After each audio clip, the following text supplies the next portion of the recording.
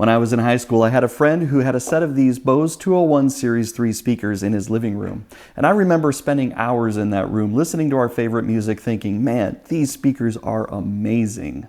So fast forward to just a few weeks ago, and with the memory of how good these were, I was looking for a new set of speakers for our bedroom. I ran across this set of near mint condition 201s on the Craigslist face lists, and I picked these up for just a few bucks, brought them home and gave them a quick listen, and I was so excited. And then I was really disappointed. They don't sound anything like I remember. The lows were muddy and weak, the highs were brash and lacked brilliance. I was really surprised, and I thought, well, maybe I could do something to improve these. I started by moving them around the room a little bit because placement and positioning for this style of speaker is actually quite important to how they perform. But no matter where I put them in the room or how I set them up, I was always a little disappointed with how they sounded. But I really like the overall look and feel of these things. Their retro styling, just the overall aesthetic is something I'm a big fan of. So I got the idea that perhaps without spending too much money, I could swap out the components and improve how they performed. These enclosures come from the factory with a 6.5-inch woofer and a 2.25-inch tweeter. And the tweeter is mounted on a 45-degree angle that Bose calls the direct reflecting design. At first glance, they appear completely sealed, but these are actually a ported design with the port set up as a slot that's sort of integrated into the styling. If you didn't know it was there, you'd probably miss it. With all this information as background, I set about looking for some replacement components to put into these enclosures. I settled on gear from Dayton Audio because it's pretty inexpensive and it performs really well given its price point. Now, I should make it clear, I paid for everything with my own money that you're going to see in this video. I'm in no way affiliated with Dayton Audio, I just happen to be a fan of their gear. To replace the tweeter, I decided on the ND28F. This is the closest form factor I could find to fit in these enclosures. For the woofer, I went with the DC160, which is a perfect factory fit and offers a much tighter and punchier low end. These enclosures come from the factory with a rudimentary crossover, but I also decided to try this crossover to see what effect that would have on the new drivers. In addition to these components, I also needed some rubber gasket material and a small sheet of ABS plastic. More on how I used these later.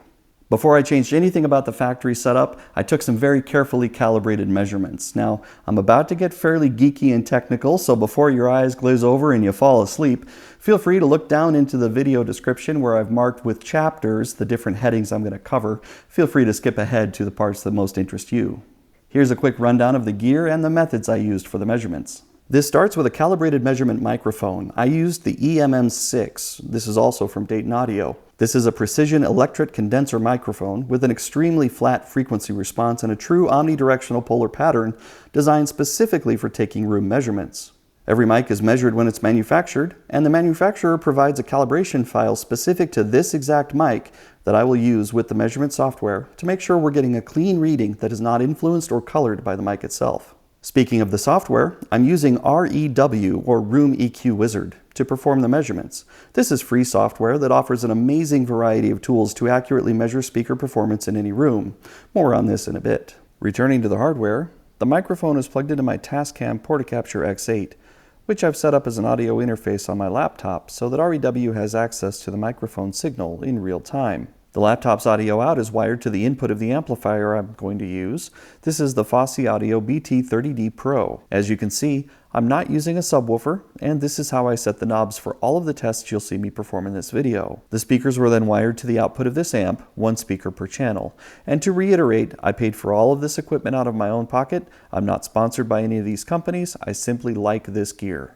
To perform the test, I ran 4 pitch sweep repetitions at 256K from 20 Hz to 20,000 Hz.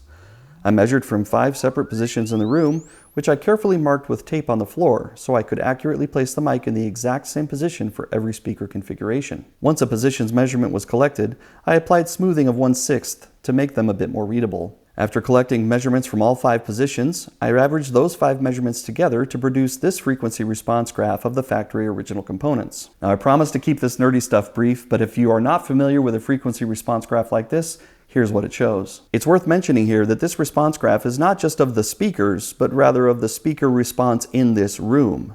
Overall, though, this shows that these speakers from the factory did have a pretty substantial low end, with a nice boost between 40 and 100 Hz.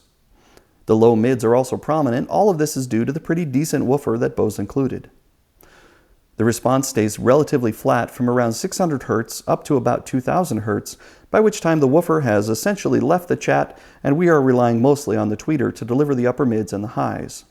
And it's not great, which explains why I was disappointed in the upper end performance of these speakers. These two large dips are likely due to nulls in the room itself rather than the drivers, so we'll ignore them for now. Okay, with my factory baseline measurements finished, I was ready to start swapping in components. I started by removing the woofer to find that Bose used solid conductor wiring tightly wrapped around the driver terminals from the factory. This is a reliable, though somewhat dated technique for making these connections. Taking a peek inside the speaker, I found a basic crossover composed of a 5 microfarad capacitor and what I think is a tungsten resistor, but I'm honestly not sure. If you know more about these components and why Bose set things up this way, drop a comment below. I next unscrewed the tweeter, and after removing this loop that took up the slack from the factory, I was able to easily remove it. With the original drivers removed, I was ready to connect the new drivers for the next test. I prefer spade connectors, so I cleaned up the ends of the factory wiring and soldered on some spade connectors that would easily connect up with the new drivers. With the soldering finished up, I installed the new woofer, which had screw holes which perfectly lined up with the originals. Then I moved to the tweeters, where I had to address one problem that the new tweeters have, and that is that they don't quite fit right.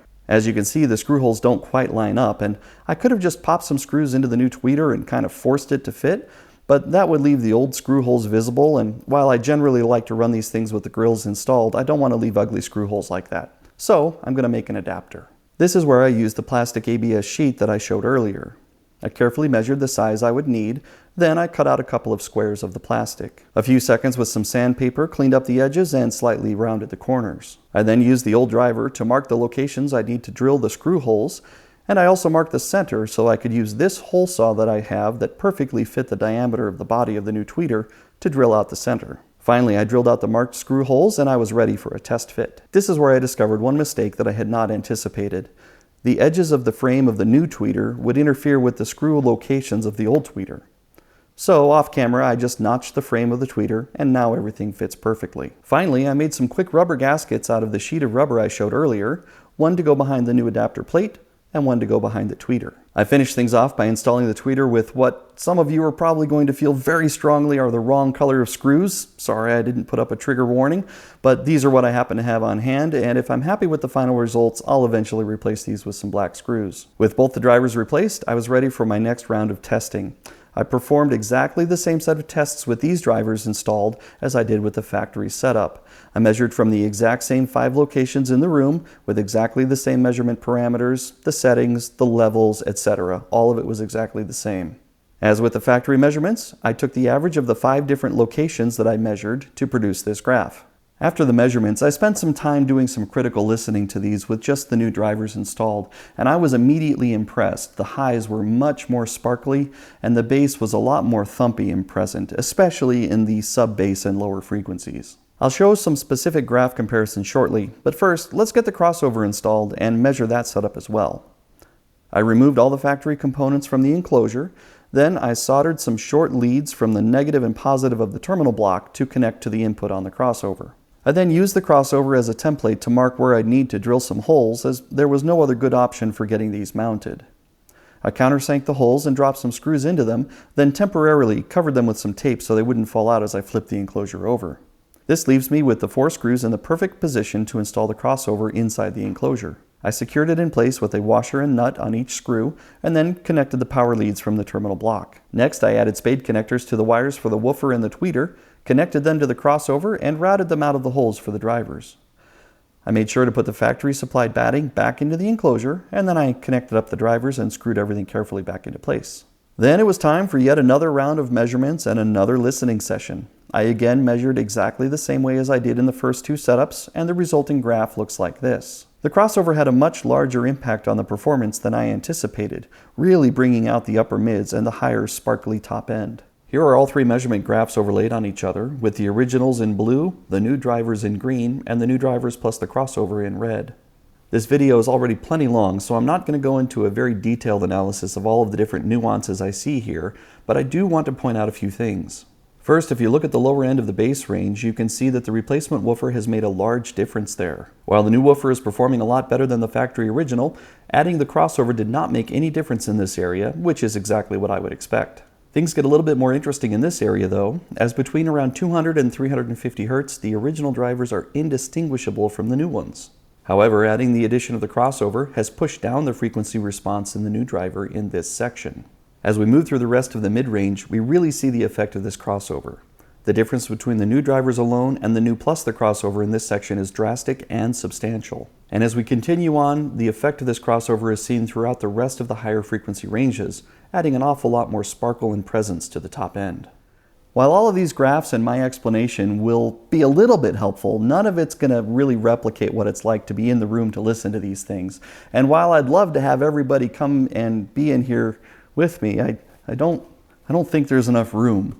So I set up a little listening test. Now I know it's not going to be perfect, but it I think does do a pretty good job conveying the differences between the different setups. Here's what I did. I set up the Portacapture X8 to record with its own mics as well as to record from my homemade binaural mic. If you're interested in how I built this mic, you can check out the video linked above, but this recording combination produces the best representation I can manage of what it's like to be in the room with these speakers. With these mics set up and listening, I played samples of a bunch of different genres of music through the speakers, using exactly the same source, the same amplifier settings, the same listening position, etc. I then spliced together the recording so I could switch back and forth between the different setups for comparison. If you're not wearing headphones, I highly recommend pausing the video and switching to some right now. The differences between these speakers is pretty difficult to pick up, especially if you're listening on like a phone speaker or a TV speaker. So if you don't have headphones on, put some on, and with that, here's the listening test. Enjoy. Back when I met you, we were like fireworks. Thought nothing could break us, but oh how we got burned. Look at us now, we scream, we fight, and no one knows the reason. We're both getting out of line. Now say goodbye and try to move on. I'll get over you, only wish that I knew how to go on.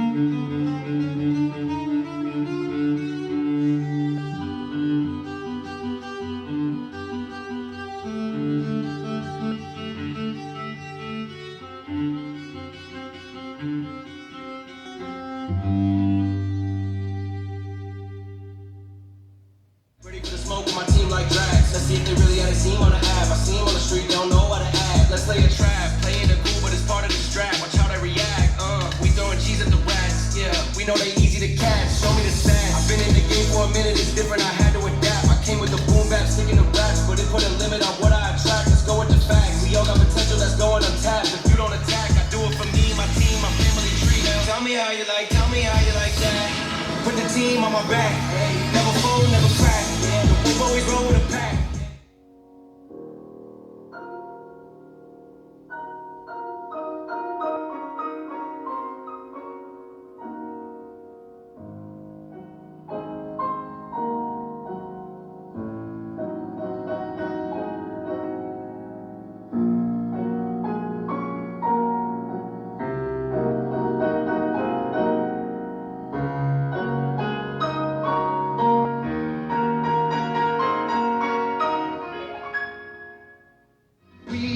To find a common home for you and me and maybe someone more. Give me affection, please.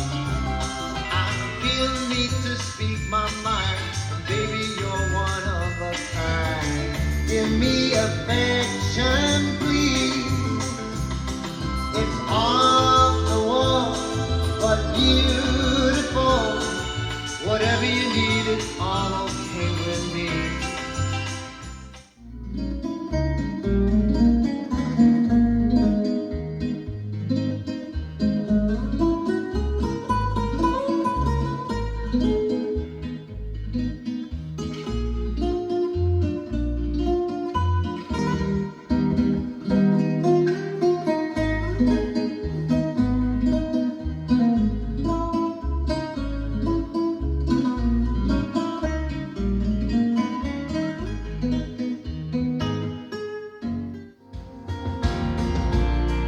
You can feel me moving. There's a pressure and resistance. I hope we never have to feel again. It's you, yeah, it's always been you, and everyone around can see. It's true, yeah, it's a dream come true. But you're the only one for me, and darling, you're proof that we're always gonna make.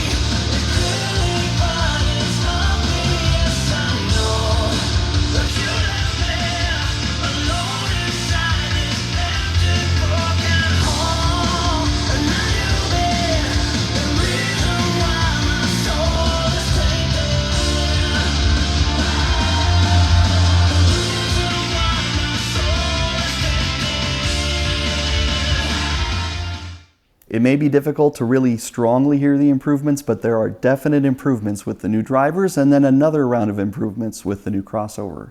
These things sound great, and they now match the sort of nostalgia-enhanced memory of what it was like to listen to a set of these when I was a kid at my friend's house. Hey, if you've enjoyed this video or learned a little something, you can hit me with a thumbs up down below. If you've got some comments or questions about things that I could do to improve in the future, I'd love to hear about that down in the comments section. And if you're interested in seeing more content like this, of course, you can always think about subscribing, but there's never any pressure from me to do that, of course. And as always, thank you so much for watching. Muddled and favorite music, thinking, boy, these speakers sure are amazing. Also, you can see my script right over here. Do you know that that's what that was? You can feel an overall aesthetic of these things. So but I really like the overall look and feel of things.